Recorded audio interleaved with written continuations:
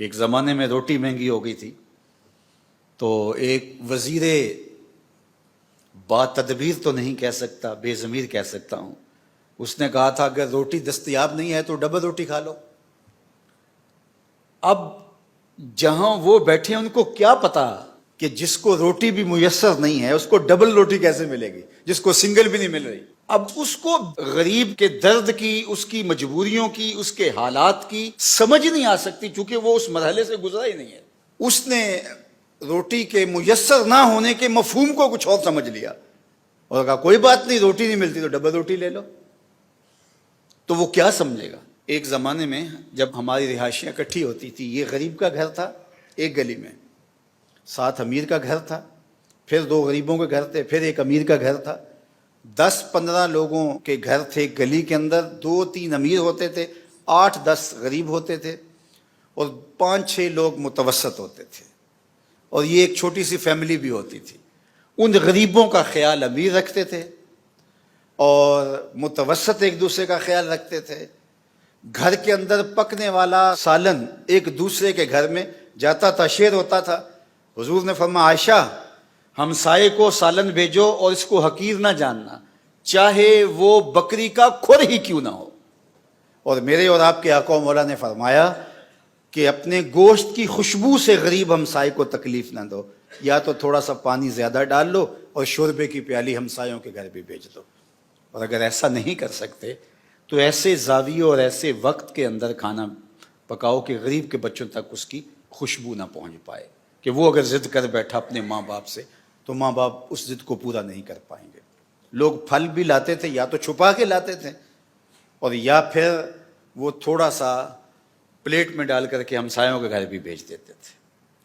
جو غریب تھے ان کو بھی کچھ نہ کچھ ان چیزوں کا حصہ مل جاتا تھا۔ متوسط لوگوں کے اندر بھی یوں شیئرنگ ہوتی تھی اور وہ ایک دوسرے سے محبت بڑھتی تھی، اور جو برتن آتا تھا اس کو پھر خالی نہیں لٹایا جاتا تھا، اس میں چینی ڈال کر، اس میں بادام ڈال کر، اس میں مکھانے ڈال کر، اس میں پتاشے ڈال کر اس کو واپس بھیجا جاتا تھا، اور کچھ نہیں تو چھوارا ڈال دیا جاتا تھا۔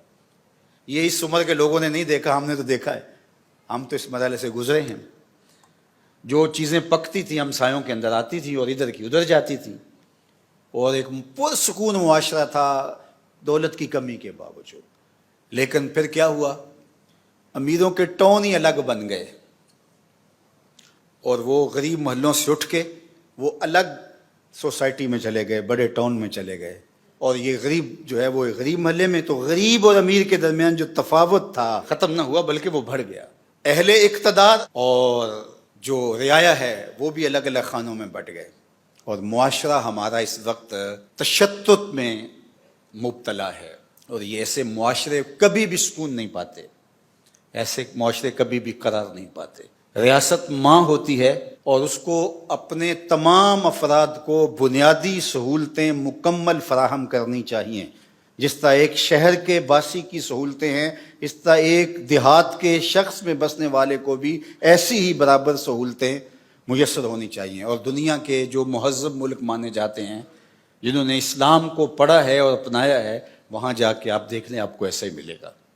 تو یہ جو تفاوت ہے یہ آہستہ آہستہ پھر معاشروں کو توڑ کے رکھ دیتا ہے، اور معاشرے عدل پہ قائم رہتے ہیں، معاشرے ظلم پہ کبھی قائم نہیں رہتے۔ سیدنا علی المرتضیٰ مولا کل جہاں کا قول ہے کہ الملک یدوم بالکفر ولا یدوم بالظلم، ملک کفر کے ساتھ تو قائم رہ سکتا ہے، ظلم کے ساتھ قائم نہیں رہ سکتا۔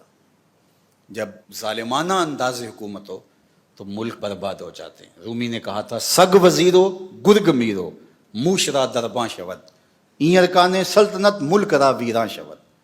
سگ وزیرو کتا وزیر ہو، گرگ میرو اور بھیڑیا بادشاہ ہو، موشرا درباں شود اور جو چوہا ہے وہ وزیر دفاع ہو، این ارکان سلطنت جب کسی ملک کی وزارتیں ایسے بٹیں ملک را ویراں شود تو ملک ویراں ہو جاتا ہے۔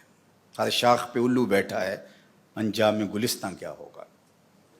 یہ 14 اگست گزرا ہے، اور اس مرتبہ پہلی مرتبہ لوگوں نے برملا کہا کہ ہمیں آزادی منانے کی، جشن منانے کی کوئی ضرورت نہیں، کسی نے پاکستان کے نظریے پہ بات کی، کسی نے جھنڈے پہ بات کی، کسی نے بانیان پاکستان کا مذاق اڑایا، کسی نے کچھ کیا۔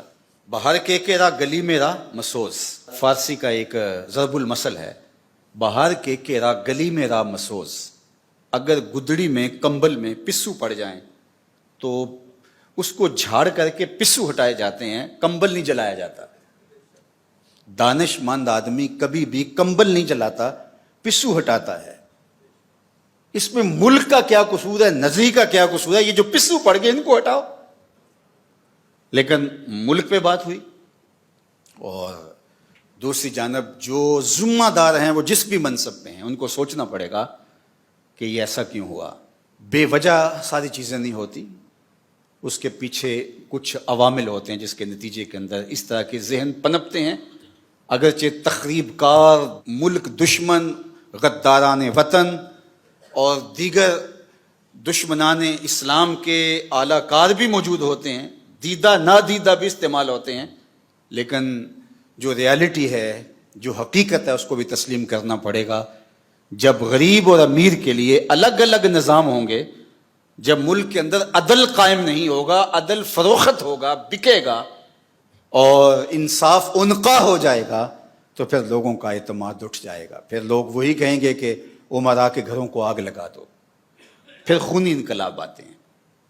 اور اس وقت پاکستان جن مشکل حالات سے گزر رہا ہے، سمجھدار، سنجیدہ اور جو فیصلہ ساز منصبوں پہ بیٹھے ہیں ان کو ضرور ان حالات سے صرف غصہ کھانے کی بجائے انہیں تجزیہ کر کے اس کا جو ہے وہ کوئی قابل عمل حل نکالنا پڑے گا اور لوگوں کی محرومیوں کو دور کرنا پڑے گا۔ اور انشاءاللہ ہمارا یقین ہے کہ یہ ملک مٹنے کے لیے نہیں بنا تھا انشاءاللہ، اور یہ ملک کے اندر جو خرابیاں ہیں، یہ جو کچھ ہو رہا ہے، جو تقسیم ہو گئی ہے، تو اس کی وجہ سے ہوئی ہے کہ ہم نے اس نظریے سے غداری کی ہے، نظریہ اسلام سے، جس کے لیے ملک حاصل کیا تھا۔ جب ہم ادھر آئیں گے اور نظام خلافت کی طرف ہم سفر کا آغاز کریں گے تو اللہ کی رحمتیں نازل ہونا شروع ہو جائیں گی انشاءاللہ۔